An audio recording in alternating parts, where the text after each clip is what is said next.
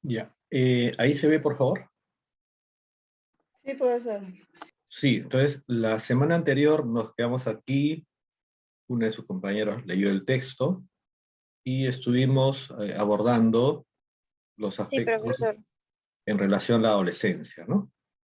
Entonces vimos un poco el tema de la identidad, ver también que si bien dado la diversidad cultural, no solamente presente en el Perú, sino en el mundo, podemos hablar también de las adolescencias, ¿no? Entonces, ese es un tema. Vimos este tema de la identidad, el proyecto de vida, y cómo también eso es un elemento que, digamos, es importante considerar en el proceso de construcción del adolescente, ¿no?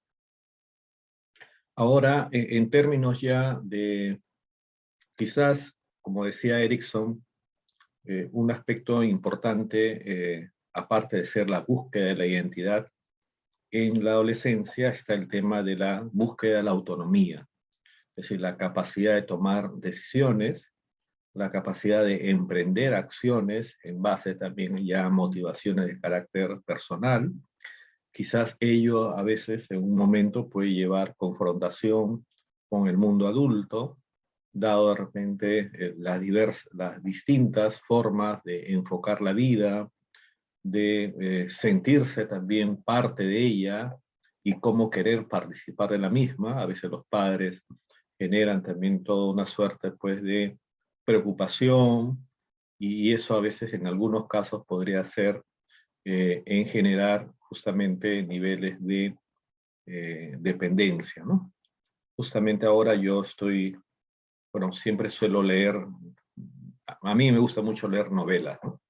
No he leído ya, y justamente ahorita estoy leyendo una novela de una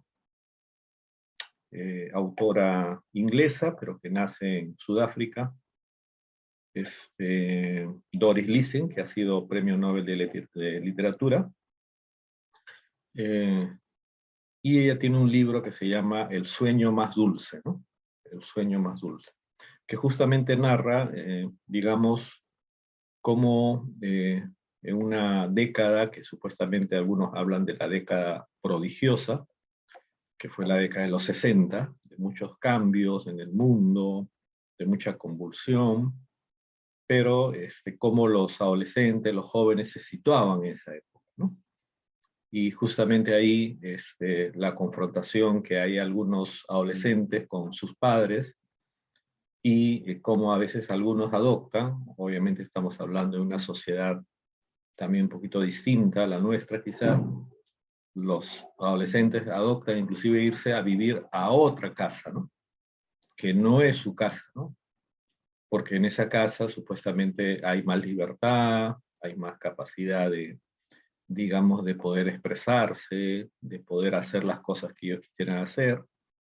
Y es un poco eso lo que en psicología, fíjense, eh, hay un libro también que es llamado el libro de la antipsiquiatría, ¿no? La antipsiquiatría fue un movimiento, también en la década de los 60, que buscaba que las personas no dependan de fármacos, ¿no? Porque ya para esa época se habían inventado un conjunto de medicamentos para la esquizofrenia, para la ansiedad, para la depresión, ¿no? Pero eso a veces también trae, pues, niveles de adicción, dependencia, ¿no? Entonces la antipsiquiatría nace como un enfoque dentro del abordaje de las personas con trastornos psiquiátricos, en la cual dicen, el problema no es solamente médico, ¿no? El problema también es social. Y por lo tanto, uno de los problemas claves de las personas es su familia. Y ahí aparece también la terapia, la terapia familiar sistémica, que es muy aplicada en psicología, por ejemplo, como una alternativa. Es decir, si nosotros queremos ayudar a una persona, no solamente basta darle fármaco, ¿no? hay que darle también niveles de apoyo a través de la familia. Y la antipsiquiatría, ¿no? Y ahí aparece un libro que puede ser muy fuerte el título, ¿no? Muy fuerte el título. No me acuerdo ahorita el autor, pero el título se llama La muerte de la familia, ¿no? Así se llama, ¿no? La muerte de la familia. Y cuando dice la muerte de la familia, se refiere a que debe morir esa familia que es un tanto a veces lejana, un tanto de repente muy tradicional, y que no ve de repente los aspectos subjetivos, más humanos, que pasan los miembros familiares al interior de la familia, ¿no? Ese tipo de familia distante, poco afectiva, ¿no? A veces autoritaria también, debe morir, ¿no? Y debe haber otro tipo de familia, ¿no? Entonces ese libro que yo estoy leyendo ahora, más o menos yo lo empato con toda esa reflexión, ¿no? Y ahí, bueno, hay varios, la autora plantea ahí varios casos de adolescentes, jóvenes que están en ese proceso, ¿no? De justamente de querer ser autónomos, ¿no? Querer ser libres, tener las posibilidades que ellos puedan decidir, ¿no? Si estudiar o no estudiar, inclusive, ¿no? De repente hasta este hecho de contravenir las normas, ¿no? Entonces, eso es un elemento.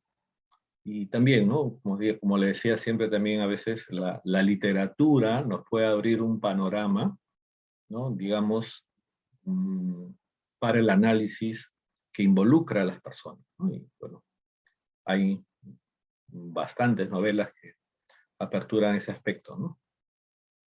Entonces, un aspecto importante es cómo ese tránsito a la autonomía, ¿no? Ese tránsito involucra también considerar las condiciones, ¿no? Sociales, económicas, laborales, culturales, ¿no?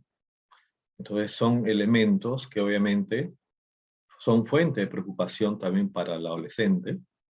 La toma de decisiones en cuanto al futuro profesional, al establecimiento de relaciones laborales. Hay varios adolescentes que de repente a veces ya han tenido experiencias laborales, ¿no? Antes de ser, digamos, mayores de edad, ¿no? Bueno, si nosotros vemos a veces en el verano, bueno, lo que era antes las vacaciones, veíamos a varios adolescentes como cobradores de combi, ¿no? Por ejemplo, ¿no? O también en pequeños negocios, ¿no? Es decir, hay algunos adolescentes que tienen ya ese espíritu, digamos, de buscar también cierta autonomía en cuanto a poder tener algún ingreso económico, y eso posibilitar, de repente, también realizar un conjunto de acciones, ¿no? Y tomar decisiones, ¿no? Y bueno, frente a ello también hay que considerar eh, múltiples variables, ¿no? ¿No? Obviamente la diversidad cultural, las expectativas que tienen las otras personas, los grupos de referencia, que pueden ser también elementos de influencia, la escuela, la familia, los procesos ya muy particulares de individualización que cada uno va teniendo, ¿no? Entonces hay adolescentes que si bien es cierto no trabajan, pero a veces están en grupos de voluntariado, por ejemplo, ¿no? O trabajan en determinadas zonas, ¿no? Entonces hay diversas formas, ¿no? Y la idea, me parece, es cómo promover en la sociedad. Creo que, si bien es cierto, es muy importante que el adolescente estudie, que el adolescente, digamos, culmine sus estudios secundarios, se prepare para un estudio, digamos, más avanzado, ya sea técnico o universitario. Pero un elemento muy importante es la experiencia del trabajo, ¿no? El trabajo, de alguna u otra forma, supone un orden, una organización, una responsabilidad, el manejo de tiempos, la vinculación con personas para llegar a objetivos comunes, ¿no? Entonces son elementos que más bien debiera la sociedad promover, ¿no? La participación vía voluntariados, vía de repente formas de, como se diría, de pasantías, ¿no? Del adolescente en determinadas experiencias, ¿no? Yo tuve una experiencia ya en otro país de ver de esta forma, ¿no? En ese país, ya los que eran adolescentes, estamos hablando de 13, 14, 15 años, aparte que ya estudiaban en el colegio, en este caso en el colegio secundario, ellos iban a otro centro por el lapso a veces de una semana o 2 semanas para más o menos conocer, ¿no?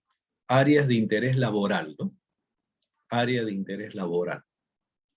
Entonces, y ahí, en ese centro, que era una especie de instituto, entonces había, si tú querías, más o menos, quieres trabajar en todo lo que involucra, de repente, lo que es el transporte de pasajeros por avión, por ejemplo, ¿no? ¿No? Quieres trabajar ahí, ¿no? En un aeropuerto, ¿no? En un avión, todo lo que involucra, ¿no? Entonces ibas a ese lugar y hacías, digamos, ya los mismos alumnos hacían las prácticas de aprender qué es lo que pasa cuando, digamos, va a viajar un avión con pasajeros, ¿no? Todo lo que hay que hacer. Entonces ellos en esa semana, en esos 15 días, aprendían sobre eso. De repente, luego me interesa de repente conocer un poquito más de agricultura del país, ¿no? Ya, también iban y aprendían ese aspecto. O me interesa conocer también más sobre la producción de alimentos, ¿no? A nivel industrial. También iban y tenían. Sí, entonces el adolescente tenía durante 3 años, más o menos de los 13, 14, 15, iba a esos centros y iba viendo lo que le interesaba, ¿no? ¿No? Lo que le interesaba. Y ya luego, ya podía tener un mejor panorama, ¿no? Pero ya había tenido una experiencia de conocer distintas áreas laborales, ¿no? Y eso me parecía un elemento muy importante, ¿no? Que lamentablemente aquí no se aplica. Nuestros estudiantes secundarios están muy, digamos, amarrados al colegio, ¿no? Y el colegio todavía me parece que es muy teórico. No le muestra todavía el colegio, no le da posibilidades, ¿no? El sistema educativo de conocer estas distintas experiencias laborales que existen, ¿no? Entonces, y creo que eso sí es una falta, ¿no? Sí es falta, un poco como se diría, articular educación y trabajo, ¿no? Tenemos que articular más educación y trabajo. Eso es un elemento, me parece aún faltante en la formación de educación básica secundaria, ¿no? Me parece. Y a veces cuando los adolescentes salen, ¿no? Decir, 5º año secundaria, ¿qué voy a hacer, no? ¿Por qué necesariamente tienen que seguir estudiando, no? ¿Por qué de repente no puede trabajar? ¿Por qué no podría de repente ingresar un poquito más maduro a la universidad, ¿no? 19, 20 años, ¿no? De tal forma que también ya sus opciones e intereses vocacionales sean un poquito más firmes, ¿no? Más duraderos. Ahí hay varias cosas que ahorita el sistema educativo, de educación básica secundaria todavía no responde, ¿eh? Veo que no responde a ese aspecto, ¿no? Entonces, y en cambio hay otro grupo de adolescentes que ya por la cuestión de necesidad sí trabajan, ¿no? Bueno, yo veo en el mercado, voy al mercado y veo muchos adolescentes trabajando, diversos. Voy de repente subo al transporte, también veo varios adolescentes trabajando, ¿no? En el comercio ambulatorio también, ¿no? Varios adolescentes trabajando. Entonces, hay algunos que sí, ¿no? Producto de su necesidad concreta, ¿no? De tener que llevar algún recurso a su familia, trabajan, ¿no? Y bueno, y algunos pueden tener la orientación también de seguir estudiando, pero algunos no también, ¿no? Entonces, ahí trabajar me parece que sería un elemento muy importante de experiencia, que alguna otra forma las organizaciones, las empresas, deberían darle ese tipo de experiencia, ¿no?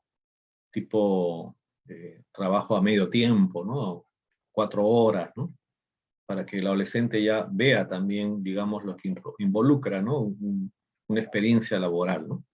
Y ahí pueda tener mejor referencia de las opciones vocacionales que pueda tener. Y bueno, entonces en ese tránsito a la autonomía, ¿no? Ese tránsito de buscar, ¿no? Digamos ya una mayor capacidad de decisión, de tener también sus propias experiencias, ¿no? Ese es otro elemento importante, ¿no? Si ustedes recuerdan su adolescencia, hay muchas experiencias que ustedes han vivido y que seguro sus padres no la conocen, porque fueron parte, digamos, ya de su decisión, fueron parte de repente de su accionar, ¿no? En ese proceso de construcción de su autonomía, ¿no? Entonces, y eso va a pasar, ¿no? Eso va a suceder. Y eso es un elemento que sí les preocupa a los padres, ¿no? El hecho de que, digamos, no sepan a veces qué están haciendo sus hijos, ¿no?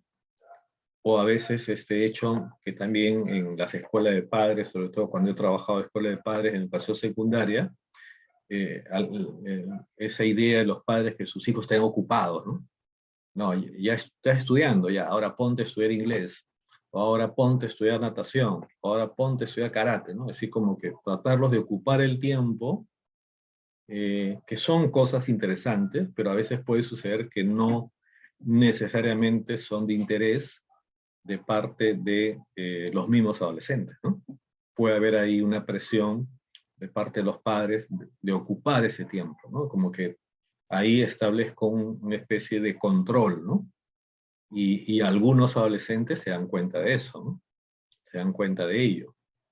Entonces son elementos que a veces también en estas escuelas para padres que se dan en los colegios, se necesita también un poco reflexionar con los padres de familia, atendiendo siempre la particularidad del caso, ¿no? No siempre hay recetas, digamos, comunes, ¿no? Siempre hay una particularidad.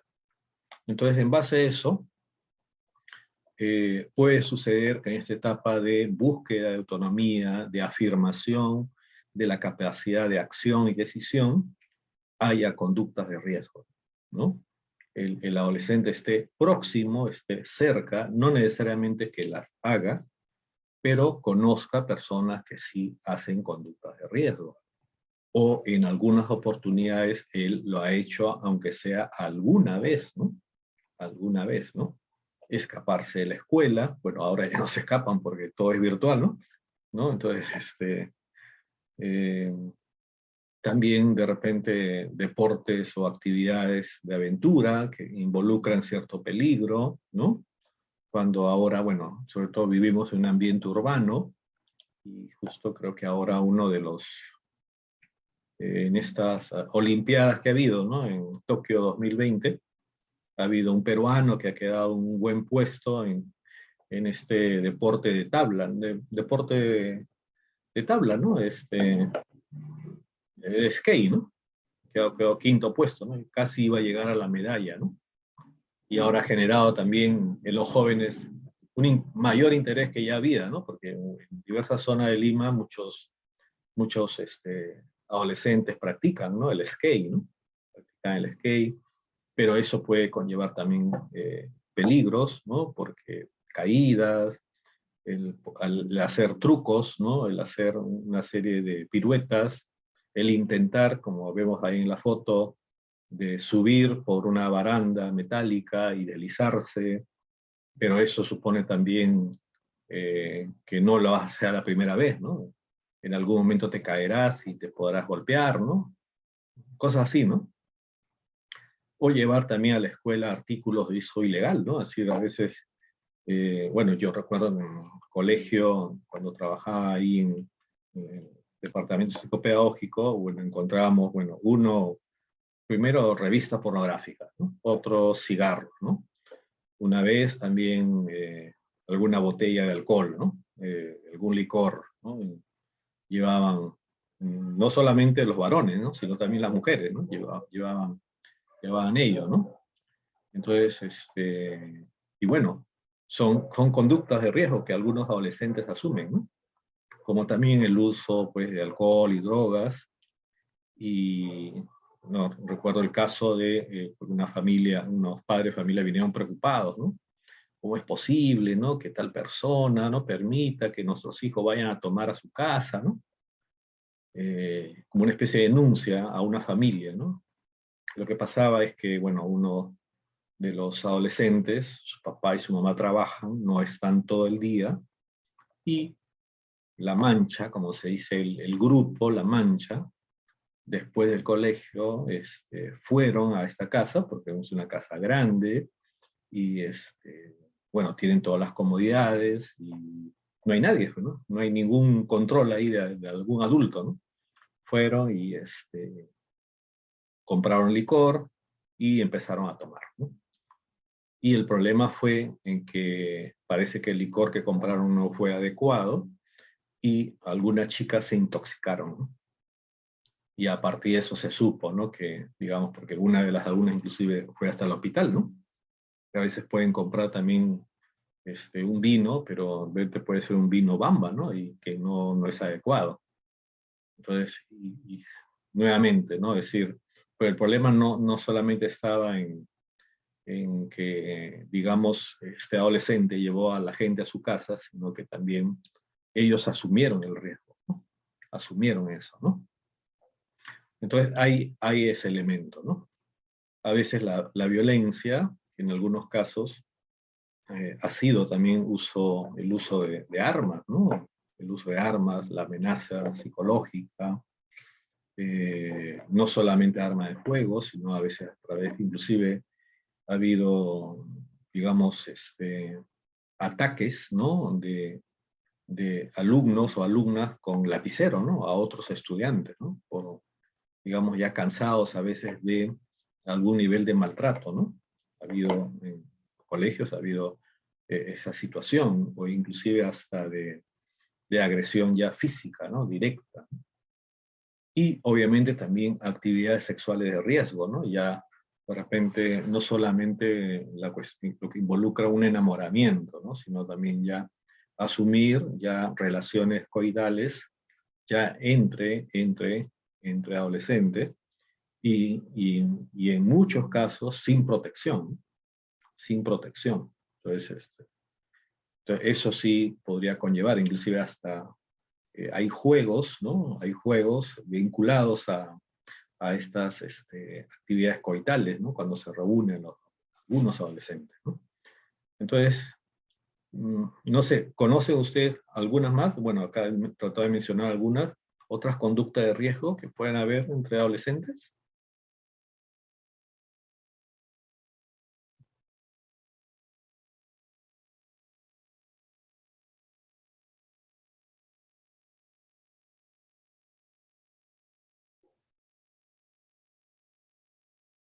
¿Algo más? No, profesor, básicamente eso, ¿no? Algo más depende de su experiencia, de ustedes también que han visto, ¿no? Que han visto, que han presenciado. Profe, Sí, el pandillaje podría ser eso de las barras bravas. claro, perfecto, ¿no? Es decir, hay muchos alumnos, inclusive muy buenos alumnos que son hinchas, bueno, de equipos, bueno, conocidos y pues a veces son jalados, ¿no? Son influenciables en algunos casos y pueden ser parte, pues, de enfrentamientos, ¿no? A veces vemos confrontación entre los mismos equipos, ¿no? La barra tal de tal barrio con la barra de tal barrio, pero son del mismo equipo, pero se enfrentan, ¿no? Por una cuestión de primacía, todas esas cosas. O entre equipos distintos, ¿no? Sí, adelante, Mónica. Yo le comento un caso particular ahí cuando estaba en el colegio, en cuarto año de secundaria, si no me equivoco. En mi salón había un grupo de niños que eran de Alianza, y en el cuarto B había un grupo de chicos de la U. Y en otros colegios también había esa disputa por las barras, que mi equipo es el mejor y todo lo demás. Y hubo un día en el colegio que chicos de otros colegios llegaban al colegio donde yo estaba a enfrentarse con los que eran barristas, por ejemplo, de Alianza, porque tenía amigos que también estaban en las barras bravas. Y eran chicos aplicados, y también habían unos que sí estaban hasta las patas en los estudios y todo eso. Sí, definitivamente también eso es un elemento, ¿no? Y creo que ahora también otra conducta de riesgo que se suma a esto, ya es a través de las redes, ¿no? Las redes virtuales, de las plataformas virtuales, ¿no?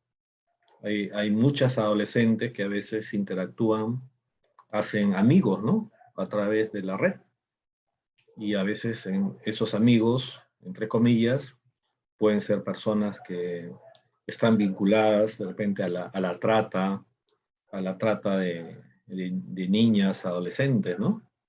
Y inclusive, creo que, bueno, hace 2 o 3 semanas, una señorita se ha perdido, ¿no? Una adolescente, ¿no? Se ha perdido de su casa, ¿no?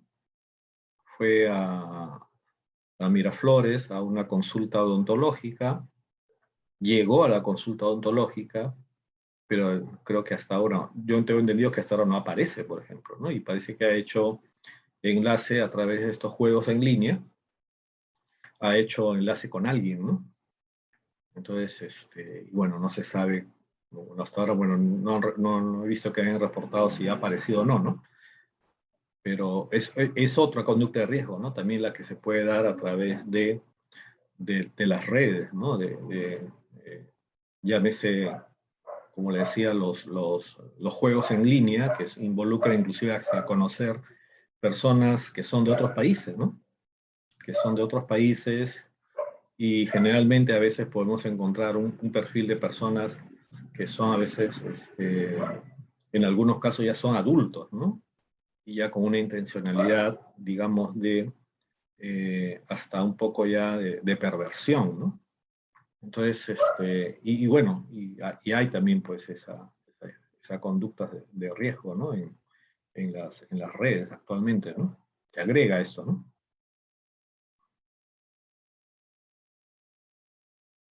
Entonces ahí justamente lo que hablábamos, ya ahora eso es digamos, lo último, ¿no? Ya no tienen que salir de la casa, ¿no? Ahora ya en la misma casa puede estar, digamos, también, digamos, la realización de conductas de riesgo, ¿no? Entonces,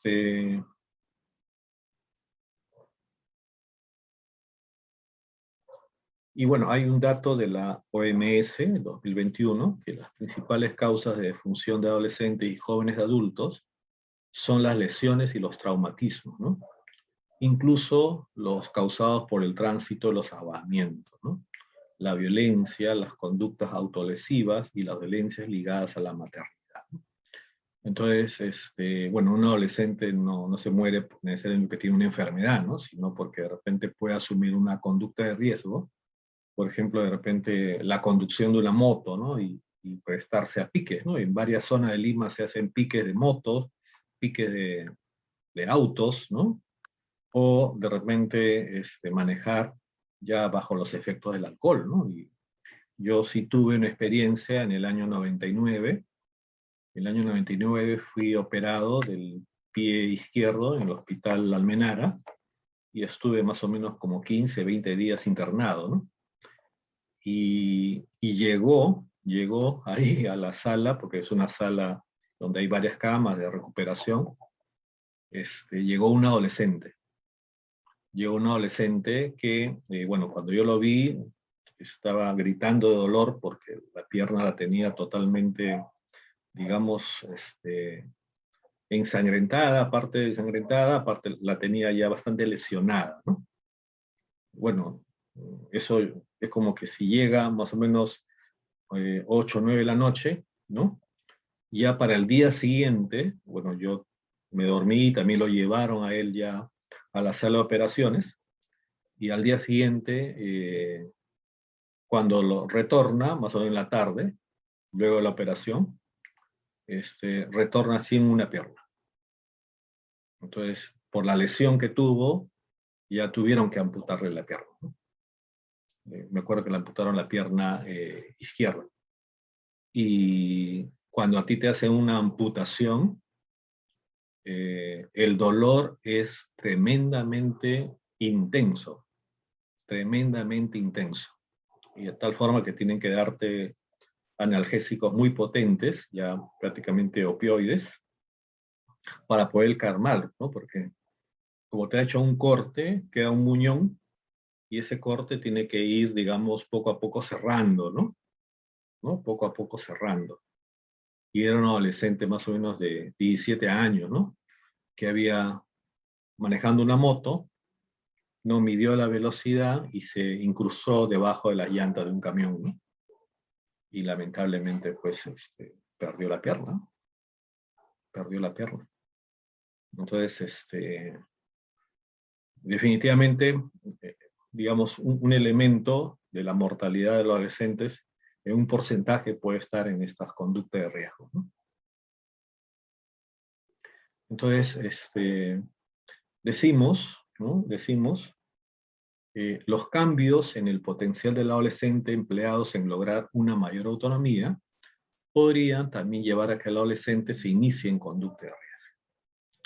Según el enfoque un poquito más médico, una conducta de riesgo es una forma específica de conducta de la cual se conoce su relación con una susceptibilidad incrementada para una enfermedad específica o para un estado de salud deficiente, ¿no? Deficiente.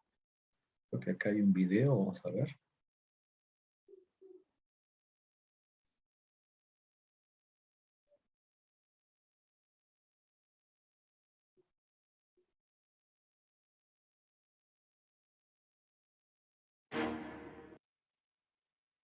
Ahí se ve, por favor.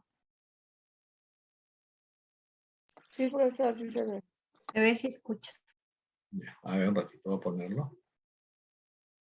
Las principales conductas de riesgo que tenemos en nuestros adolescentes actualmente, me voy a enfocar en tres principalmente. Una son las adicciones, otra es el inicio de vida sexual a una edad temprana y todo lo que esos riesgos conlleva, y los trastornos de la alimentación, que dentro de estos es importante y no es algo que se habla comúnmente. Drogas, voy a incluir lo que es alcohol, estupefacientes y el tabaco. El inicio del consumo de alcohol en nuestro país es alrededor de los 17 años o menos. Las mujeres inician este consumo de alcohol alrededor de los 12 a 17 años, que es bajísimo. Respecto al tabaquismo, es un grave problema no solo de cuestión de salud y de adicción, sino también de salud pública. Dentro de la sociedad ya está establecido como algo normal.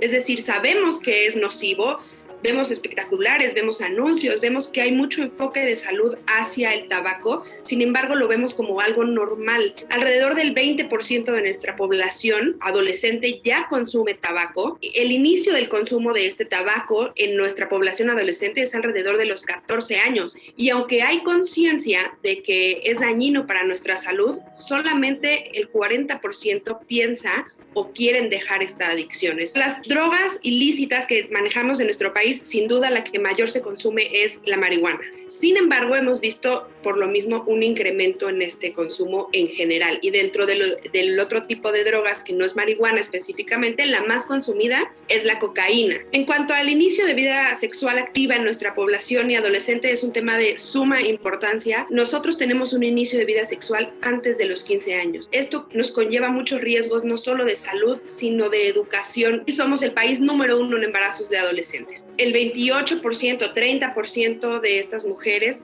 no tenían planeado tener relaciones. A estas pacientes decían, o no conozco métodos, la mitad de ellas, o yo pensé que no me iba a quedar embarazada en mis primeras relaciones. Además del embarazo, tenemos esta otra parte de la educación sexual, la prevención de enfermedades de transmisión sexual. La educación en casa es primordial. Los trastornos de la alimentación en nuestros pacientes jóvenes, desafortunadamente, cada vez nos vemos un poco más envueltos en estos temas. Toda esta publicidad, toda la propaganda que tenemos de medios externos de este sistema en el que estamos envueltos, en donde nos dicen para ser bonita o para ser bonito es necesario estar delgado, ¿no? Y entre más delgado, pues te ves mejor. Y esto desafortunadamente nos lleva a trastornos de la alimentación que van también de la mano con un trastorno psiquiátrico, que son pacientes vulnerables y que donde más impacta es en nuestros pacientes jóvenes.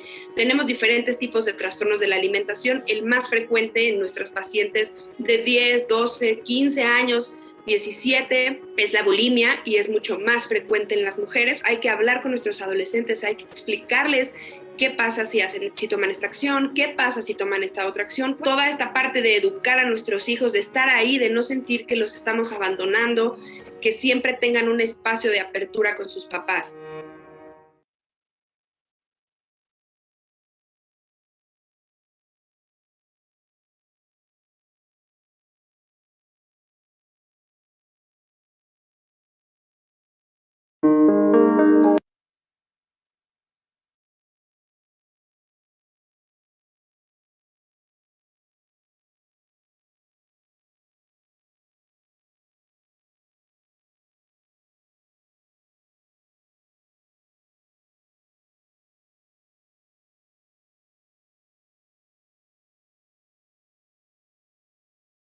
Bien, entonces, más o menos ahí se ha enumerado, bueno, varias conductas de riesgo, ¿no?, que se están, digamos, presentando, y nos da una idea también del trabajo, ¿no? Es decir, existen ya esas conductas de riesgo, hay prácticas, ¿no?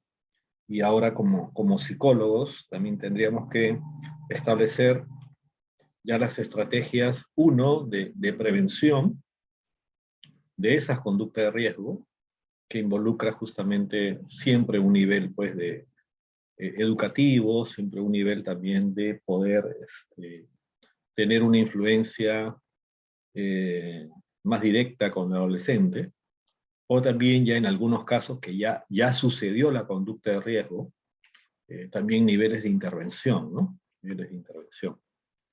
Entonces, ese es un elemento. Luego, también desde la psicología, ¿no?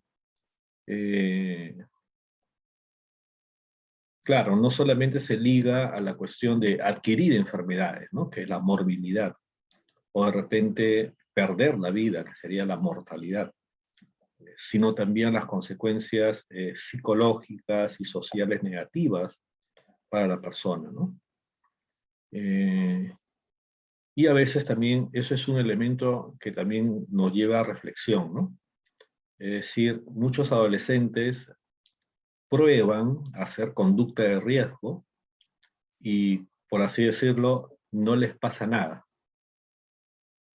¿no? Y eso puede conllevar como que digamos, sea un aliciente, sea una especie de estimulante a seguir realizando esas conductas de riesgo, ¿no? Inclusive, ¿no? En algunas tiendas por departamento, algunas adolescentes han sido, digamos, capturadas, por así decirlo, robando ropa, ¿no? ¿No? Tengo entendido que en esta tienda H&M capturaron la vez pasada a un par de adolescentes, ¿no?, que hacían esas prácticas, ¿no?, de ponerse la ropa, ¿no?, sacar los precintos de seguridad y salir, ¿no? Entonces, que ya, bueno, está con si bien son menores de edad, todavía no son imputables ante la ley, pero ya tienen, digamos, como se dice, ya van acumulando, ¿no? Y así, ¿no? Hay algunos adolescentes que también entran a la cuestión del robo, ¿no? Como una conducta de riesgo. Inclusive no necesitando robar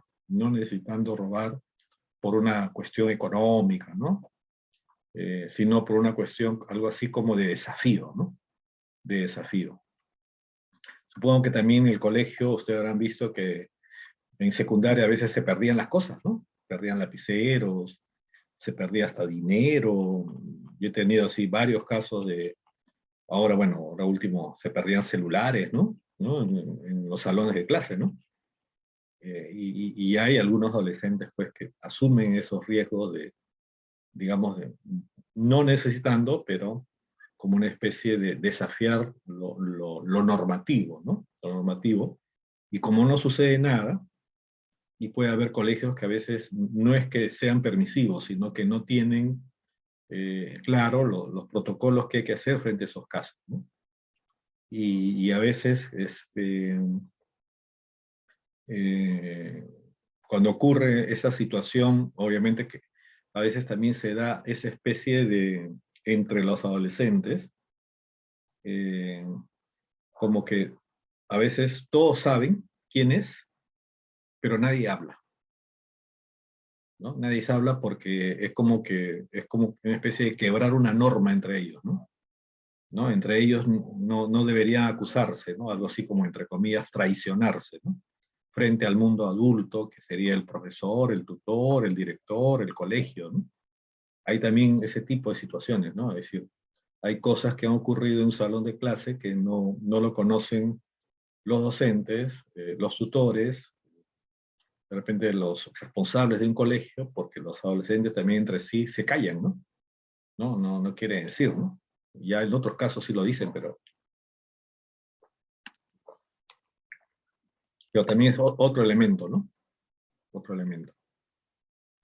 Entonces, frente a esto, se ha dado también un conjunto de enfoques en cuanto que explican por qué inician conducta de riesgo al adolescente, ¿no?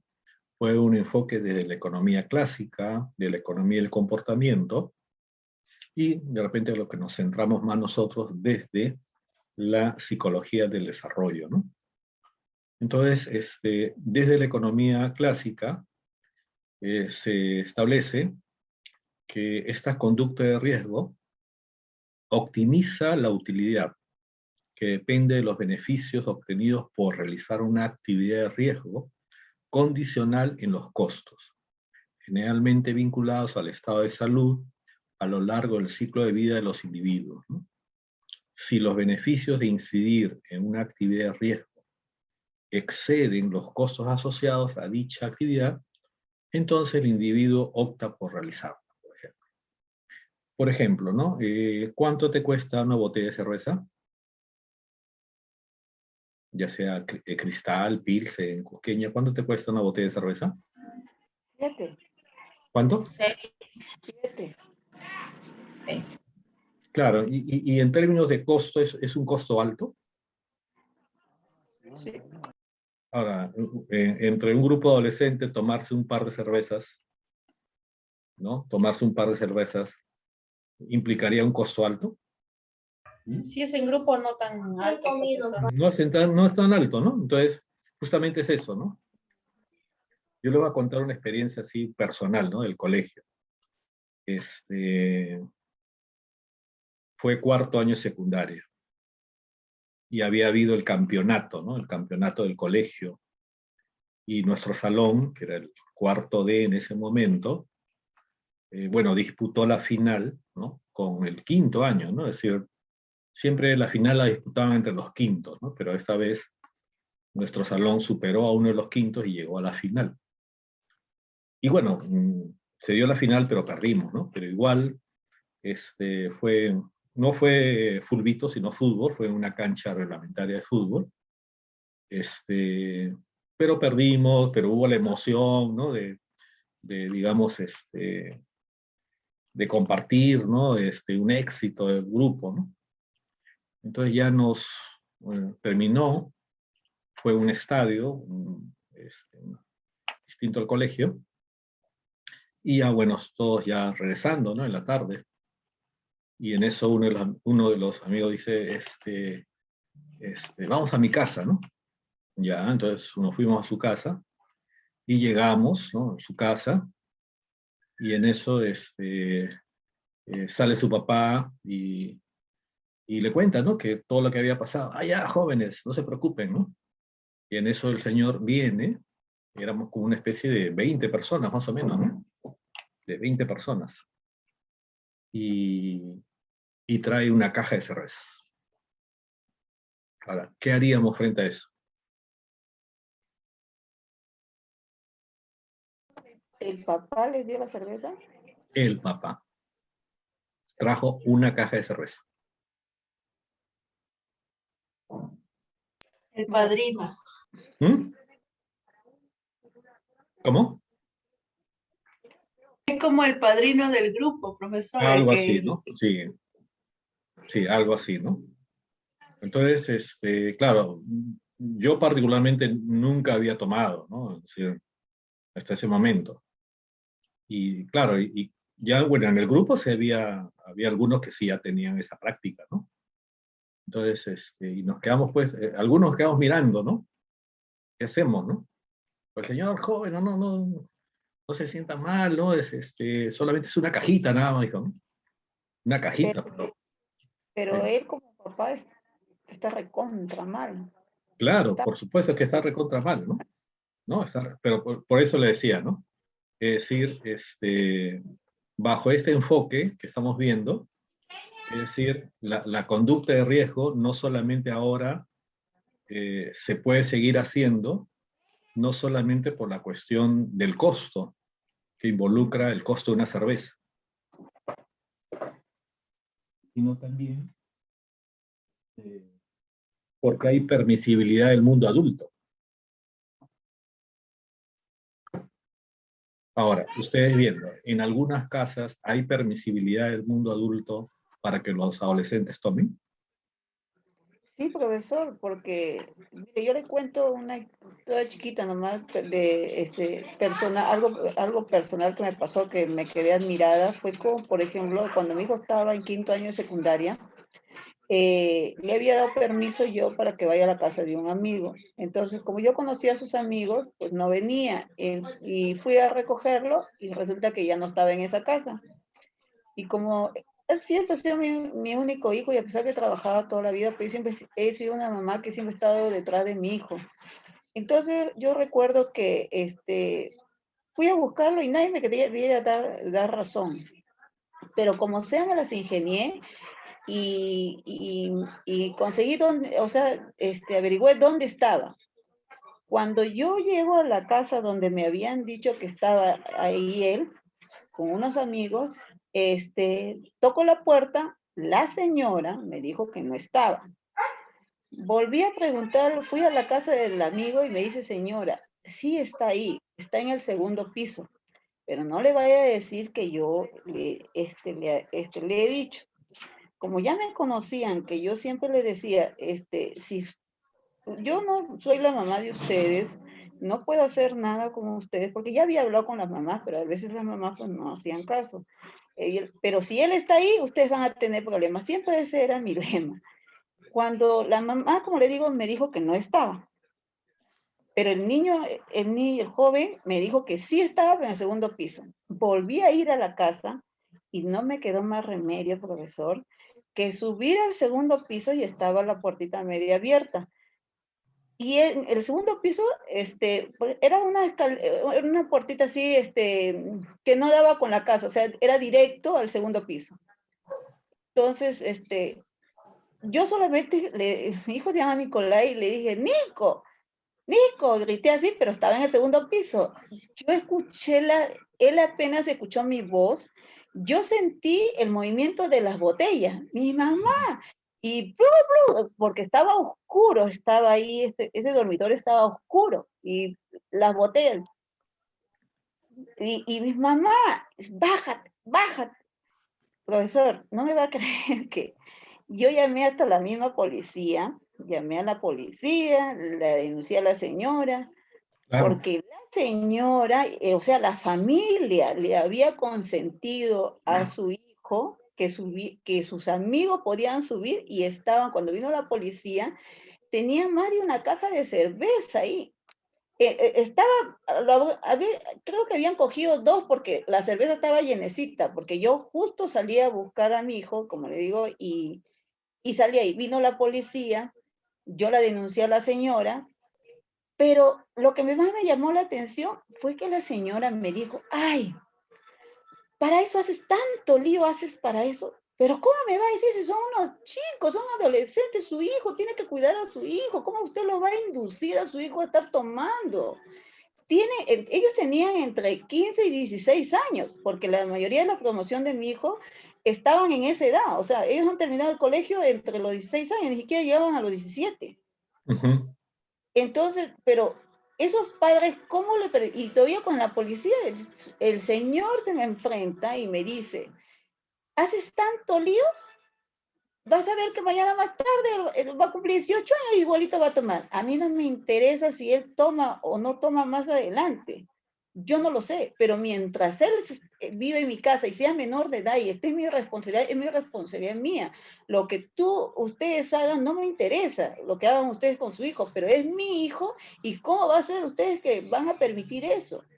Se quedaron en la comisaría, vino una denuncia contra ellos, después no sé si lo seguirían, yo no lo sé, pero yo he visto, por la experiencia que yo le puedo decir, sí hay padres que permiten eso. Sí, No, sí hay. Aparte no, que también inclusive hay familias que tienen cultura de consumo. Hay una cultura de consumo de alcohol o también de cigarro, ¿no? Entonces, justamente bajo este enfoque me está diciendo que como el costo, digamos, de realizar esa acción riesgosa no es alto, entonces lo sigo haciendo, ¿no? Lo sigo haciendo. Es un poco la idea, ¿no?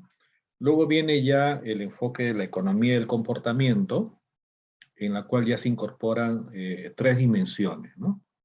Uno, las preferencias intertemporales, otros, qué beneficios futuros podría tener, y también que las personas no aprenden de las consecuencias de sus actos hasta que éstas se concretan, ¿no? Entonces, recién ahí, ¿no? Entonces, cuando hablamos de preferencias intertemporales, ¿no?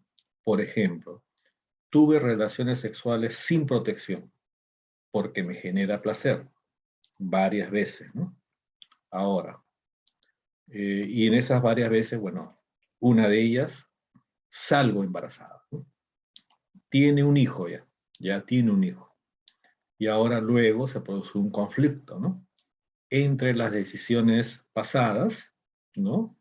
En la cual tenía de repente encuentros sexuales sin protección, y ahora de repente las decisiones futuras, ¿no? De tener nuevamente relaciones, ¿no? Entonces eso es un elemento que también se ve en este enfoque. Y en cuanto a los beneficios futuros, puede existir también, como se dice, proyecciones futuras equivocadas, ¿no? O cambios en las preferencias por la edad, ¿no? Y a veces también algo que nos pasa, es decir, hasta que no lo vivamos, no aprendemos, ¿no? Entonces, cuando recién ya saboreamos las consecuencias de una acción riesgosa, hasta ahí recién aprendemos, ¿no? Entonces, eso es otro enfoque. Y por el lado de la psicología del desarrollo, ahora, toma riesgo, ¿por qué, no? A nivel cognitivo, ¿no? Adelante, Carolina.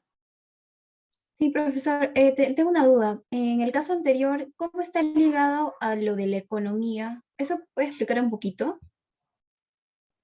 En la diapositiva anterior, Este de claro, acá. habla del comportamiento, ¿no? Pero ¿cómo está Sí. ligado a la economía? Eso quiero tenerlo bien Ah, claro. ya. Economía se refiere, digamos, a un poco al término de tratar de buscar la conducta más útil, ¿no? ¿No? La conducta más útil, la conducta más de menos costo, por así decirlo, ¿no? De menos costo, ¿no? Estamos hablando de conducta de riesgo, ojo, estamos hablando de conducta o comportamiento de riesgo, ¿no? Pero, entonces, estos autores que se mencionan, entonces, incorporan estas dimensiones, ¿no? Al modelo. Entonces, pero inclusive, ¿no? Actualmente también hay una disciplina que se llama economía del comportamiento, así se llama, que justamente empieza a analizar la conducta humana en base a costos y beneficios, ¿no? ¿No? Costos y beneficios, ¿no? Entonces, y más o menos establecen como que el comportamiento humano sería una especie de equilibrio, ¿no? Entre los costos que supondría hacer una conducta y los beneficios resultantes que podría tener de la misma también, ¿no? Entonces uno Ok, podría... ya entendí. Ah, ya, profe. ¿no? Yo pensé que era algo sobre relacionado al dinero, una cosa así, pero habla de los beneficios de costo y beneficio, pero en el Sí, comportamiento, sí, por sí. ejemplo, ¿no? Ah, ya, Sí, profe. inclusive hasta ha habido, creo que hay un premio Nobel en cuanto a ya estudiar este tema.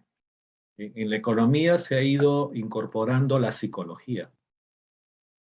Entonces, ¿por qué, no? Porque cuando tú decides comprar algo, siempre hay elementos psicológicos que están detrás de tu compra. Y hay muchos economistas, no me acuerdo ahorita el nombre de un premio Nobel que recibió justamente por el análisis ya un poquito más psicológico de estos elementos, ¿no? En cuanto a las transacciones que hacen las personas, ¿no? ¿No? Entonces, actualmente está siendo un elemento ahí desarrollado, ¿no? En cuanto a psicología y economía, ¿no? Entonces, ya en este enfoque de psicología del desarrollo, nos preguntamos, ¿no? A nivel cognitivo, ¿no? ¿Qué piensan las personas acerca del mundo, ¿no? ¿Tienen capacidad de pensar en los problemas? ¿Tienen conocimiento de alternativas? ¿Tienen la capacidad de analizar las alternativas? Es decir, digamos, como decía hace un rato Karina, ¿no? Con el ejemplo vivencial que nos dio, ¿no? Los padres están posibilitando esa capacidad de analizar las alternativas de riesgo que supone el consumo, ¿no?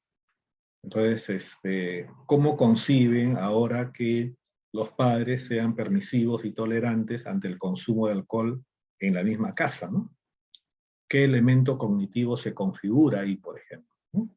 Ya particular.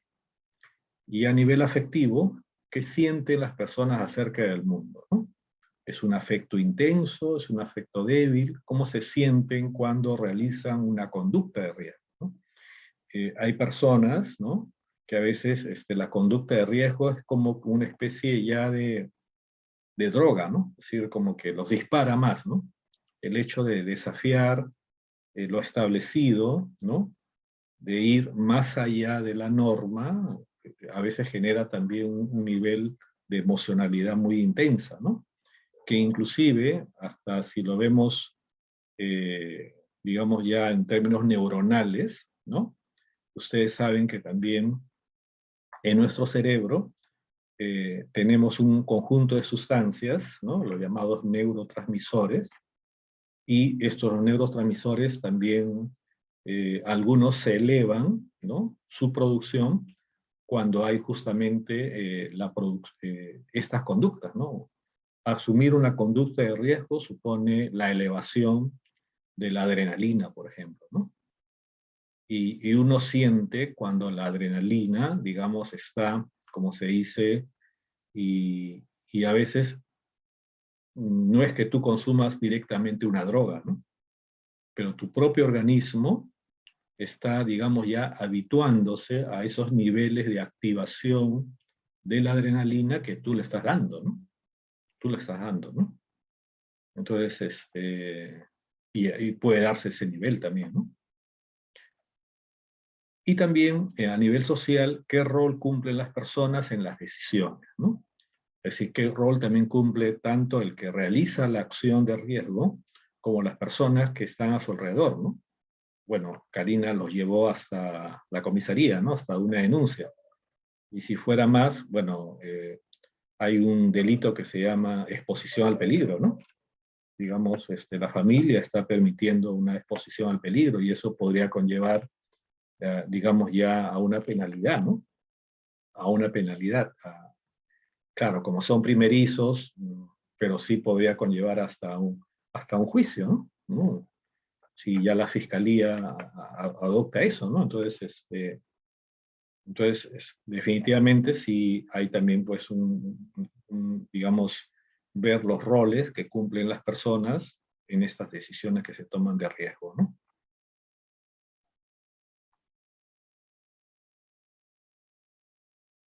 Muy bien. Y también, así como hay estas conductas de riesgo, entonces sería importante señalar los factores protectores, ¿no? ¿Qué factores protectores podríamos señalar frente a disminuir, ¿no? Disminuir las conductas de riesgo, ¿no? Disminuir su prevalencia, su incidencia, ¿no? Y lo que vamos a mencionar, hay que tomarlo también como de repente temas que pueden ser abordados en talleres con adolescentes, ¿no? ¿No? Es decir, no necesariamente con el título de factores protectores en los adolescentes, no necesariamente con ese título, pero sí, por ejemplo, veamos aquí. A ver, creo que quise hacer algo.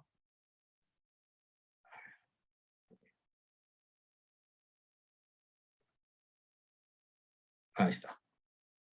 A nivel de personalidad, por ejemplo, ¿no? Podríamos trabajar talleres con los adolescentes en la cual podamos trabajar estos elementos de su personalidad, ¿no? Cómo tener una adecuada autoestima, la facilidad de comunicarse, porque a veces también hay ese problema que no hay confianza. ¿Y por qué no hay confianza en la comunicación con los padres? Habría que preguntarnos eso. ¿Cómo puede establecer niveles de control interno de estas emociones o estas motivaciones que pueda tener? ¿Cómo desarrollar niveles de fortaleza personal? ¿Cómo también resolver problemas ya en momentos en los cuales no necesariamente va a tener un adulto a su lado, ¿no? Cómo adquirir competencias cognitivas, ¿no? Para poder también afrontar, digamos, analizar, ¿no? Criticar, ¿no? Que son elementos que a veces son importantes, ¿no? La seguridad en sí mismo, en términos de empatía, optimismo, afrontamiento positivo, autonomía, demostración de emociones, ¿no? Entonces ahí, esta área, solamente todo este elemento sería 1 o 2 talleres, ¿no? Para fortalecer estos elementos, ¿no? ¿No? Como un factor protector, un factor protector. Ahí sería. Otros talleres que podrían ser. A nivel familiar, ¿no? Por ejemplo, ¿no? ¿Qué adulto significativo tengo yo? Le preguntaríamos al adolescente, ¿cuál sería el adulto significativo, de confianza, que tú reconoces que es, digamos, ¿no? Una persona en la cual podrías dar, ¿no? ¿Cómo está el apego parental, ¿no? Que es un elemento que, si bien lo hemos visto en la infancia, pero también es importante irlo renovando en función al contexto que ahora vive el adolescente, ¿no? El tema de los límites claros y firmes, ¿no? Que se puedan dar en la familia, como decía Karina, ¿no? Mientras esté conmigo, bueno, él no va a tomar, ¿no? Ya él luego ya asumirá, luego ya es cuando ya tenga autonomía e independencia, ya asumirá sus decisiones, ¿no? Esos límites claros y firmes, ¿no? El reconocimiento, reconocemos sus esfuerzos, reconocemos sus logros, siempre estamos más señalándole cosas negativas, siempre estamos reclamándole, ¿no? Y también cómo se fortalecen los vínculos afectivos, ¿no? Entonces, ese sería también otro taller, por ejemplo, ¿no? A poder trabajar. Y a nivel social, tenemos que también buscar, es importante que él tenga grupo de pares, ¿no? Es decir, grupo de amigos, amigas, que son, digamos, coetáneos, que son de la misma edad, pero que también eso no involucre, digamos, verse sumido o influenciado de forma pasiva por ellos, ¿no? Pues, a la vez que requiere un grupo de pares, pero también debe tener un nivel de autonomía, de criterio propio, ¿no? Y obviamente, pues, la práctica de los deportes ayuda, el aspecto de la escuela también es un elemento importante, una fortaleza importante, y como le decía un rato, ¿no? Hay varias posibilidades que el adolescente pueda insertarse en la comunidad, en distintos proyectos de voluntariado, de trabajo, ¿no? Entonces, es un elemento que también podría ayudar, ¿no? Entonces, ahí, a lo que estamos apuntando son a factores protectores, ¿no? Factores protectores en los adolescentes. Y bien.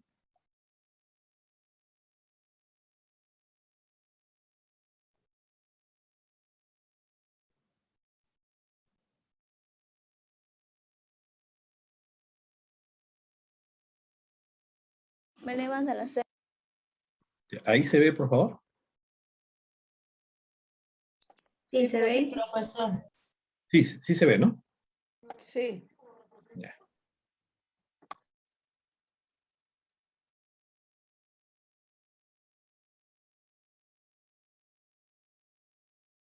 Muy bien, entonces, bueno, eso es un documental hecho por el diario El Comercio en cuanto a las experiencias de embarazo adolescente en la selva, ¿no? Que es la zona del Perú donde hay una alta tasa aún de embarazo adolescente, que en algunos casos puede llegar al 30%, ¿no? Del total de adolescentes, 30% ya están embarazadas, ¿no? Y un poco nos sitúa en el contexto también cultural, ¿no? En la cual está inmerso esto, ¿no? Muy distinto de repente al embarazo adolescente que se puede dar aquí en las áreas urbanas de la costa o en las áreas rurales o urbanas de la sierra, ¿no? Entonces también tiene sus particularidades conocer bien, digamos, la forma también cómo se está dando esta situación, ¿no? Que todavía estas cifras se ha intentado hacer un conjunto de programas, considero ahí a partir de tanto el Ministerio de Educación, el Ministerio de Desarrollo e Inclusión Social, también el Ministerio de la Mujer y Poblaciones Vulnerables, pero todavía no ha habido una efectividad en términos de una reducción significativa, ¿no? Una reducción significativa es que pasemos, ya no es 30%, ahora es 20%, ¿no? Bueno, ya bajó un 10%, digamos, ¿no? Pero todavía no hay, digamos así, un nivel, ¿no? Entonces eso tiene que ver también muchas veces qué tan efectiva puede ser una política pública o qué tan efectiva también puede ser un programa público, ¿no? Y eso involucra revisión de varios especialistas, ¿no? Entre ellos los psicólogos, ¿no? Es decir, desde la psicología, ¿qué podríamos decir? ¿Cómo podríamos fortalecer una política pública que apunte a tener un indicador de disminución del embarazo adolescente, ¿no? ¿No? Entonces, si tú, por ejemplo, vas al gobierno regional de Loreto, ¿no? El gobierno donde hay una alta incidencia, es decir, ¿qué propondrías para que, digamos, se vaya teniendo esa política de disminución, ¿no? Entonces, ahí es un elemento que también es necesario verlo en su plano también de político, ¿no? Muy bien. Le doy de lactar, me lavo la cara, me cepillo los dientes para poder ir al colegio. Te pones tu uniforme Sí. y te vas al colegio. ¿Y tu bebito se queda tranquilo? ¿Sí? ¿No se queda llorando? No, tranquilo se queda.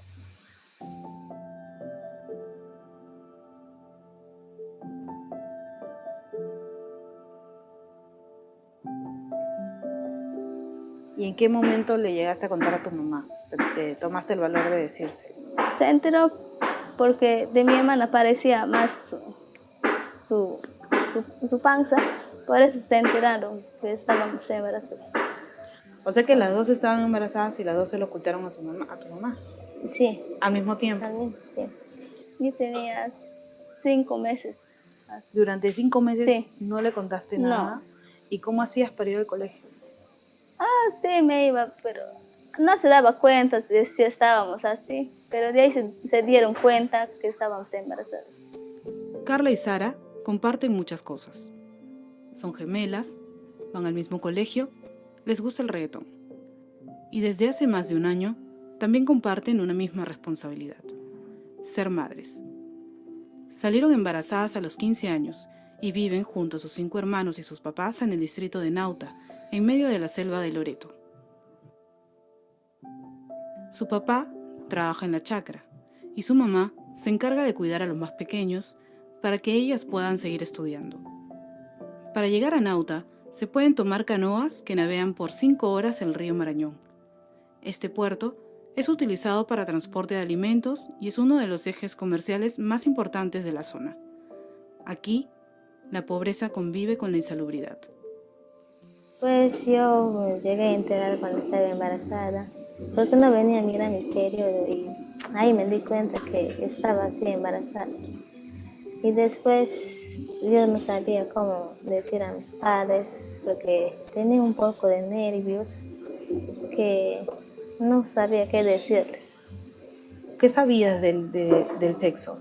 Bueno, nos habían contado, pues en el colegio pues, nos cuentan cómo sucede que las mujeres que tienen la primera edad nos cuentan pues que es un poco peligroso llegar a un embarazo precoz que nos puede perjudicar a nosotros, ¿no? En el colegio nunca te enseñaron sobre métodos anticonceptivos. ¿Alguna vez tuviste esa conversación con ellos? Nunca.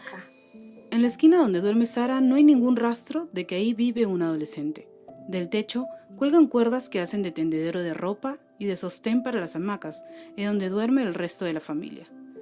Dice que no siente pena por no poder salir a fiestas o a pasear por la plaza con sus amigas, pero su mirada dice otra cosa. Sus prioridades han cambiado. ¿Y quiénes sabían que estabas embarazada? A la profesora Viviana. ¿Tu profesora? Sí. ¿Ella es la primera a la que le contaste? Sí. ¿Y por qué acudiste a ella?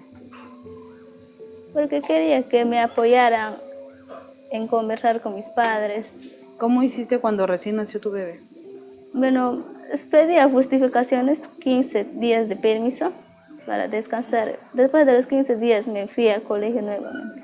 ¿Solo 15 días estuviste luego Sí. de dar a luz? ¿No tuviste complicaciones? No tuve nada.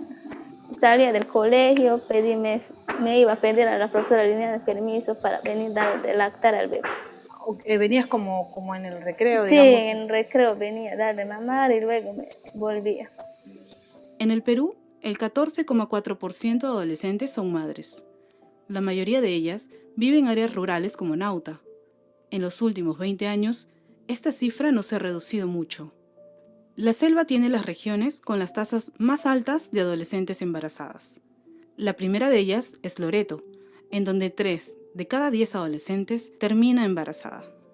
La cifra preocupa porque hablamos de niñas que no han terminado de crecer. Claro, se altera hormonalmente todo, pues, ¿no? O sea, se adelanta etapas, porque, digamos, en algunas es la primera menstruación que ellos tienen, ese útero no está bien preparado para ello, las mamas no se han desarrollado todavía como para poder lactar a los niños. El embarazo temprano perpetúa el ciclo de pobreza de las jóvenes más vulnerables. En Loreto, la situación de carencia también se vive en el área urbana. En el distrito de San Juan, Viviana vive junto a sus papás y su hermano menor. Su hijo tiene 1 año y 3 meses. ¿En qué año saliste embarazada? En 3er año. ¿Era tu primera vez o tú ya antes habías tenido relaciones? Primera vez. Cuando tú ya tuviste la confirmación de que estabas embarazada, ¿qué sentiste? ¿Miedo? ¿Preocupación? Me sentí preocupada, que voy a ser mamá, que no voy a poder salir, que no va a ser igual.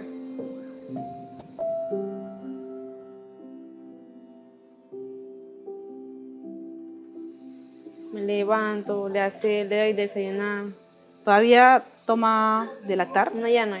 Ya no, ya le das desayunar. Sí, toma su sopa, ya le baño, le aseo y duerme. O sea, lo duermes y luego te vas al colegio. Ajá. Sí, ni bien salgo del colegio, vengo a mi casa. Y a darle también de comer. Mi mamá le da de comer ella. O sea, tu mamá es prácticamente la que te está ayudando muchísimo con tu bebito. La mamá de Viviana ha sido su respaldo. Dejó de trabajar para ayudarla a criar a su hijo. Ella también fue madre a los 16 años. Viviana perdió 1 año de escuela porque tuvo un embarazo con complicaciones. Pese a que en algún momento pensó en abandonar el colegio, hoy ha vuelto a clases porque no quiere quedarse atrás. ¿Qué quieres estudiar? Quiero estudiar obstetra. Obstetra. ¿Y ahora que tienes a tu bebé, quieres seguir estudiando lo mismo? Sí. ¿Sí? ¿Y por qué obstetra? Porque me gusta como cuando nacen los bebitos para ayudar a las mamás. ¿Qué es lo que tú quieres que tu hijo sea cuando sea grande? Quiero que estudie, que termine su secundaria, que va a tener todo mi apoyo de mí. Viviana, Carla y Sara son niñas que han contado con el respaldo de sus madres para no abandonar el colegio.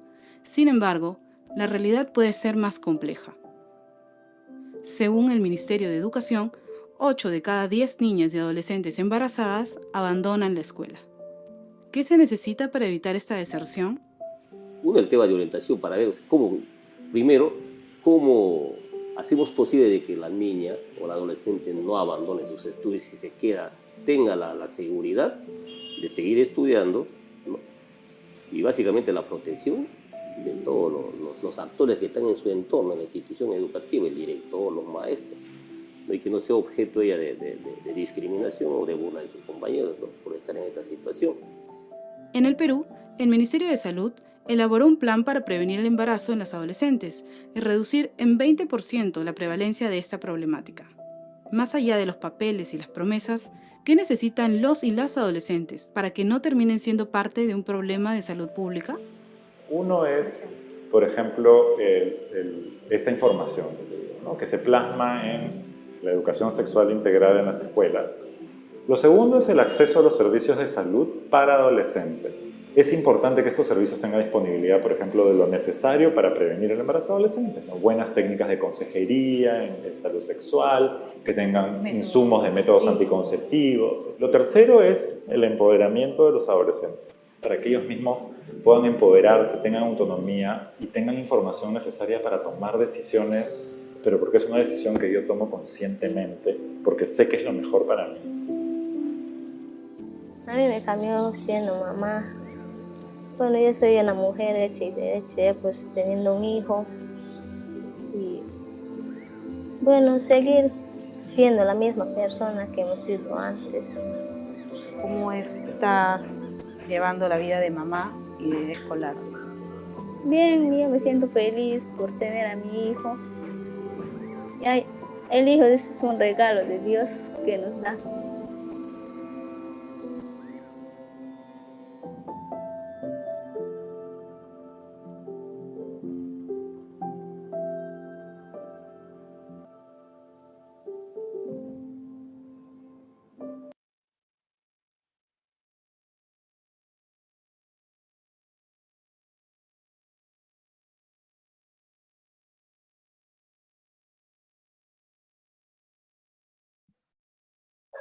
Bien, bueno, como les decía hace un rato, el video trata de mostrar a través de estos casos la realidad, sobre todo en el ámbito rural de la selva.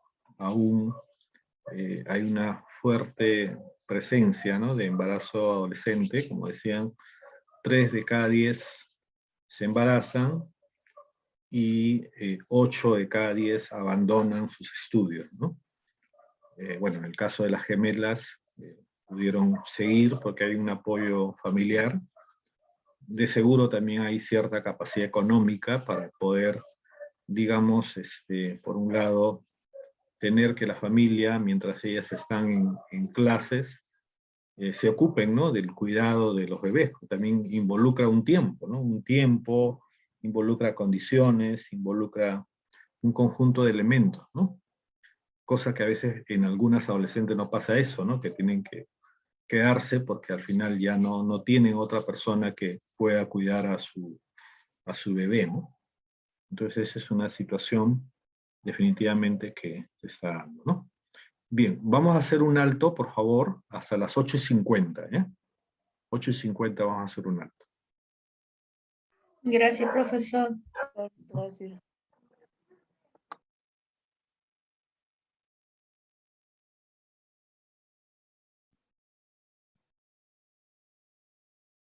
Esta autora va a proponer,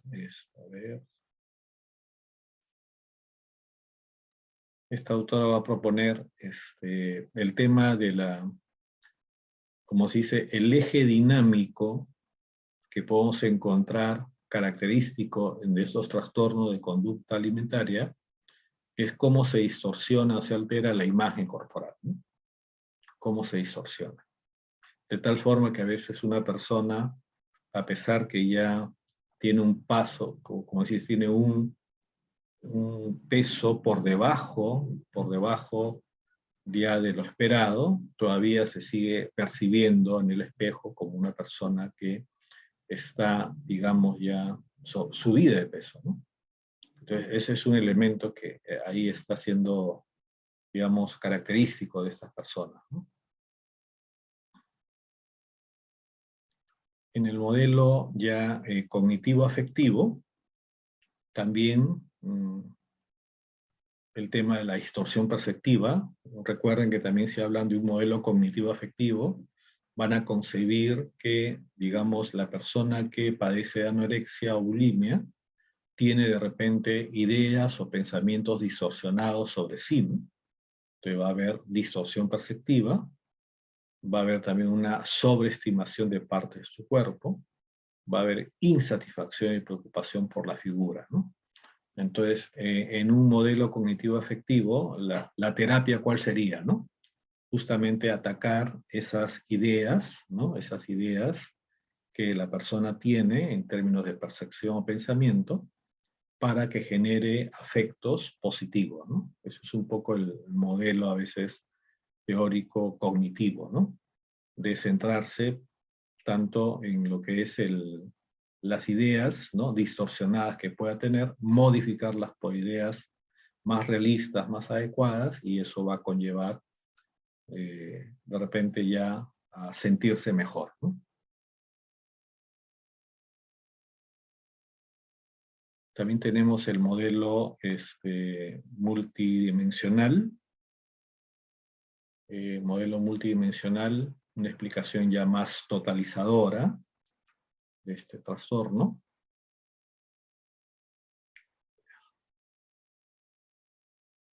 Y bueno, ahí se hablan de factores predisponentes, factores que pueden precipitar el trastorno, así provocarlos, y factores también que pueden perpetuar, ¿no? Entonces ya hay que verlo, no solamente cuando se origina, ¿no? Sino también cuáles serían las raíces de su origen, o cuáles serían, digamos, los elementos que pueden conllevar a mantenerlo también, ¿no?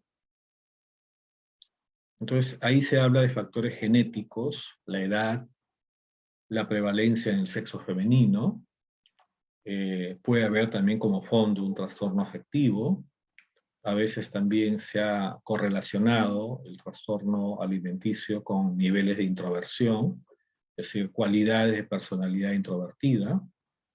El tema del sobrepeso en la pubertad se encuentra más también en nivel social medio alto, donde hay altos consumos, ¿no? Familias que tienen posibilidades de consumo, no solamente poder adquisitivo para el consumo de alimentos. Puede haber también familiares con trastorno afectivo, familiares con adicciones, familiares con trastorno de ingesta, obesidad materna o valores estéticos dominantes, ¿no? Es decir, también qué valores estéticos, ¿no? A veces esto puede venir inclusive de la misma cultura familiar, ¿no? Que puede también darse, que pueden predisponer. Como precipitantes, obviamente los cambios corporales que se dan durante la adolescencia, durante la pubertad, cómo son asumidos, a veces las separaciones o pérdidas de la familia, los padres, las rupturas, los contactos sexuales, el incremento rápido de peso, las críticas que se reciben sobre el cuerpo, la enfermedad que a veces puede haber enfermedad adelgazante también, o a veces un traumatismo también que puede conllevar a una desfiguración del cuerpo, un incremento en la actividad física, ¿no? Y acontecimientos vitales que también pueden influir, ¿no? Y los factores perpetuantes es que, bueno, en casos en los cuales ya la anorexia o la bulimia han sido severos, obviamente siempre va a haber también consecuencias, ¿no? Producto de ese bajo peso, consecuencias en la interacción familiar, porque teniendo en cuenta el modelo sistémico, cuando alguien de la familia tiene un trastorno, ¿no? No solamente está trastornado la persona, sino también todo el sistema de vínculo familiar se trastoca, ¿no? Y genera todo un nivel también de un nivel nuevo, ¿no? En la familia, ¿no? El tema otro que puede ser también el aislamiento social, las cogniciones anoréxicas, ¿no? El mantener esas ideas fijas de que aún no se logra el peso adecuado, a pesar que ya solamente en la foto se le ve hueso y pellejo, como se diría, ¿no? Actividad física exagerada, ¿no? y los factores que también pueden generar enfermedad, ¿no?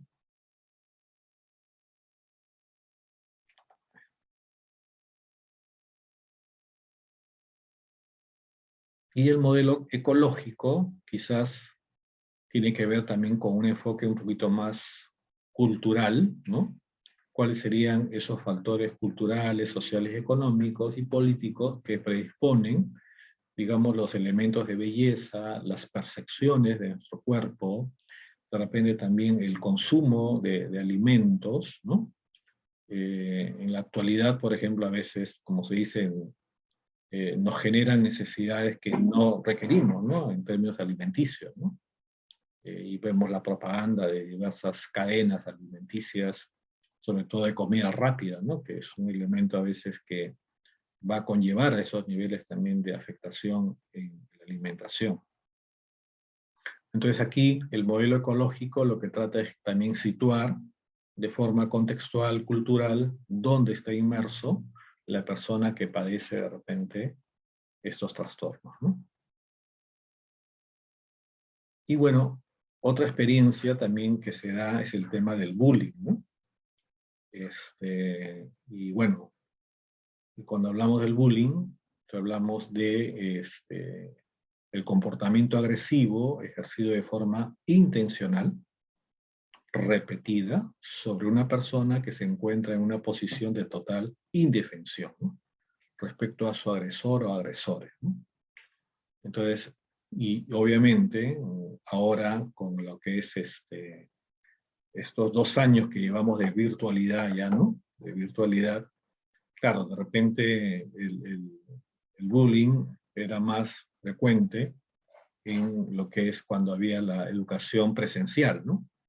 Y había reportes, ¿no? Inclusive el Ministerio de Educación tiene el portal que se llama CICB, creo que se llama, CICB, en la cual tú puedes, ya sea como alumno que está siendo objeto de agresión, o el colegio, reportar, digamos, estas incidencias, ¿no?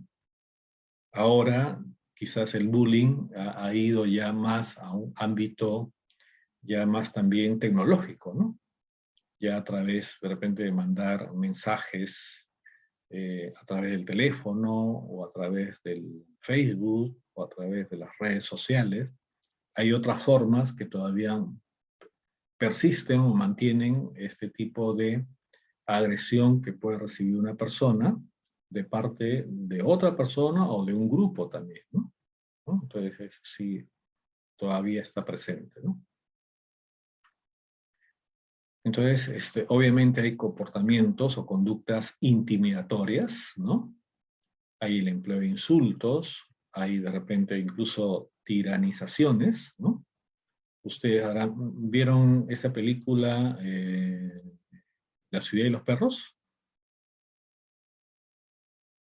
Sí. ¿No? Entonces, claro, entonces todo aquel que llega a ese colegio, que es un colegio militar, ¿no? Digamos, los que son nuevos tienen que ser, digamos, algo así como los esclavos, ¿no? De los antiguos, ¿no? Y tienen que hacer un conjunto de prácticas para poder, digamos, decir que son aceptados o que ya son parte de la cultura, ¿no? Y bueno, buena parte a nivel, si uno lo ve históricamente, en los colegios se han dado esas prácticas, ¿no?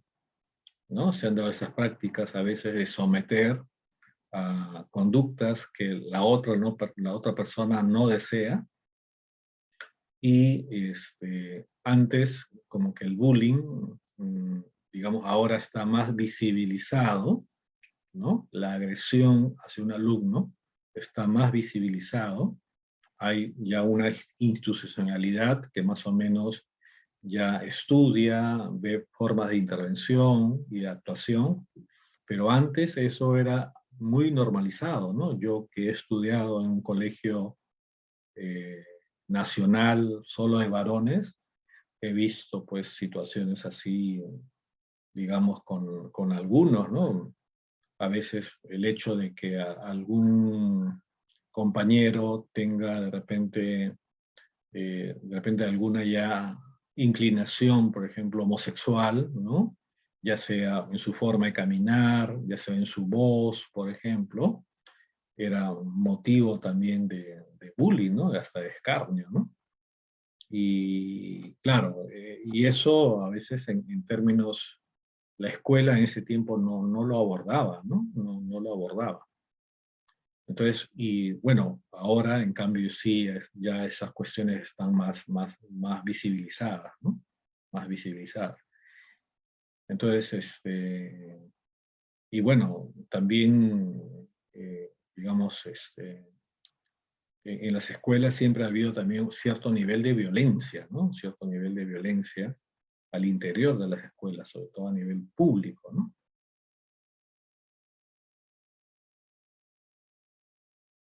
Y también, si bien hay diversas definiciones de bullying, pero podemos ver algunos elementos de consenso, ¿no? ¿Cuáles son los elementos de consenso que podemos tener, ¿no? Primero, se da en el grupo en el cual convivo a diario, ¿no? Primero hay que tener en cuenta, ¿no? Y también agresores y víctimas son la misma jerarquía, son estudiantes, ¿no? Pero, digamos, unos supuestamente tienen más poder físico, coercitivo que otros, ¿no? También se aprovecha la existencia de un supuesto desequilibrio de poder entre los que se ponen iguales, ¿no? Entonces hay un tema también de poder, ¿no? El que tiene más poder de fuerza, el que tiene más poder de una mancha, de un grupo, que obliga a otros, o de repente el poder hasta, digamos, de avasallar psicológicamente a una persona, ¿no?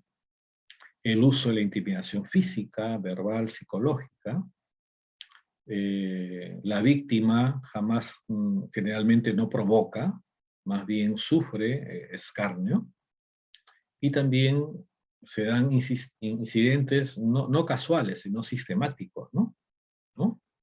Y durante un tiempo prolongado, ¿no? Entonces, eso nos puede dar ya una idea, estas características de este bullying que se puede estar presentando, ¿no? Y bueno, puede haber de tipo físico, verbal, social, psicológico. También, bueno, el acoso que a veces se da entre pareja y adolescente, a veces puede dar el chantaje emocional, la intimidación, amenaza a nivel psicológico, el hecho de aislar a las personas, ¿no? A nivel social, el verbal, ¿no? Insultos, apodos, calumnias, burlas, ¿no? Y el físico, que obviamente hasta puede generar, en algunos casos ha generado hasta muerte, ¿no?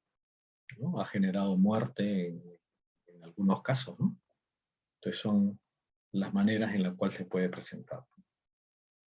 Y bueno, ahora con esta virtualidad, pero ya antes también ya se daba también el ciberbullying, ¿no?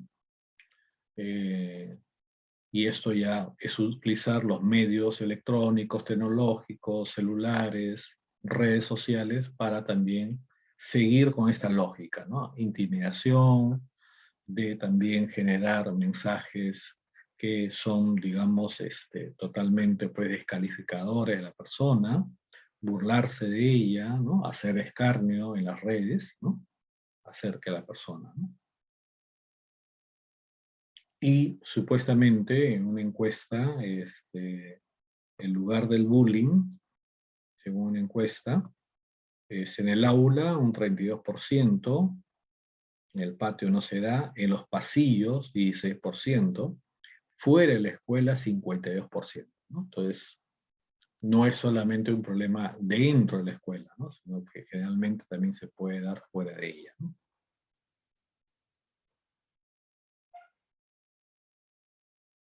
Muy bien, y las consecuencias, obviamente para las víctimas, una imagen general más negativa, desórdenes de atención y aprendizaje, inclusive hay alumnos que tienen que cambiarse de colegio, ¿no? Inclusive a veces algunos se cambian ya de zona donde viven, ¿no? Porque ya es tanto la presión que ya ha generado ese nivel, ¿no? La desesperanza, la pérdida de interés,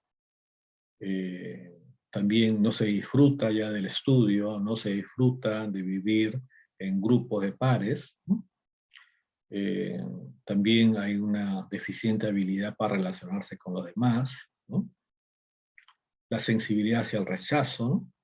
Síntomas depresivos, y también puede haber ya también somatizaciones, ¿no? A nivel de dolor de cabeza, problemas de insomnio, problemas de gastritis, inclusive en algunos estudiantes, ¿no? Que pueden darse, ¿no? Entonces, yo recuerdo un caso de un alumno que se le caía el cabello, ¿no? Y era sometido justamente a este aspecto de prácticas de burla, ¿no? De parte de sus compañeros, ¿no? De parte de sus compañeros. Bueno, no eran tantos compañeros, ¿no? Consecuencias para el agresor, ¿no? También bajo rendimiento académico, el hecho también ya de dar pasos hacia una conducta antisocial, y obviamente también hasta delictiva en algunos casos, ¿no? Que inclusive, como decía, algunos, si bien no tienen la edad, no son mayores de edad, pero ya en algunos casos han tenido que ir inclusive ya a reformatorios, ¿no? Justamente por tener conductas ya de agresión muy fuerte, ¿no? Y repetitiva, ¿no? Van a ser personas que tengan dificultad para cumplir normas, entonces en términos laborales van a tener problemas, relaciones sociales negativas, autoconcepto negativo, falta de empatía, que inclusive en algunos casos puede lindar con una conducta de tipo ya psicopática, ¿no? ¿No? Psicopática, ¿no? Una conducta psicopática en algunas personas. Esa falta de empatía, esa falta de afectación, ¿no? Emocional frente al dolor del otro, ya en algunos casos ya nos da a entender un nivel ya de comportamiento psicopático, ¿no?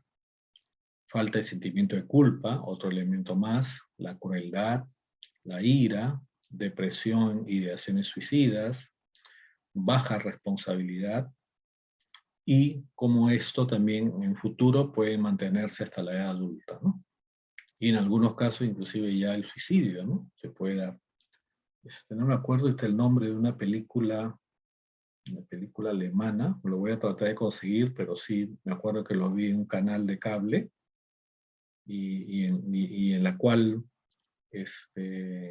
una persona ejercía, ¿no? Una persona ejercía así bullying, muy marcado, y al final termina el agresor, ¿no?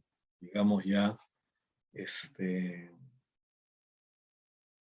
digamos, incrementado su culpa, ¿no? Se suicida, ¿no? Se mata, ¿no? Llega hasta ese nivel, ¿no? Muy bien. Creo que ahí, y bueno, terminamos aquí. Y bueno, la intervención desde la convivencia escolar, ¿no? Ese es otro tema que también, bueno, quienes de repente les guste o vayan a especializarse en psicología educativa, ¿no? En psicología educativa, es bastante lo que se está trabajando ahora, ¿no? Trabajando ahora. Recuerden también que actualmente existe una ley, ¿no? Existe una ley que ya plantea de que en cada colegio público haya un psicólogo, ¿no? Haya un psicólogo. Eso todavía no se operacionaliza, pero supongo que en el futuro ya va a haber más necesidad de psicólogos en los colegios públicos, ¿no? Y un tema que se trabaja es cómo promover una sana convivencia escolar al interior de la escuela, ¿no? Una convivencia democrática, no sea una convivencia autoritaria. Entonces, y eso, bueno, son elementos que actualmente se trabaja mucho con los docentes para que ellos en el aula promueven esa convivencia escolar. Se trabaja también con los estudiantes para que se organicen y sean ellos también elementos de apoyo en la convivencia escolar. Se trabaja también con los padres de familia, y ahí el papel del psicólogo va a tener un protagonismo muy importante, ¿no? Porque al final quien estudia las raíces psicológicas de cómo mantener la convivencia en espacios escolares, obviamente pues es el psicólogo educativo, ¿no? Entonces ahí también para nosotros términos laborales se nos apertura una posibilidad también de trabajo en ese aspecto, ¿no? El ámbito de la psicología educativa, ¿no? Muy bien.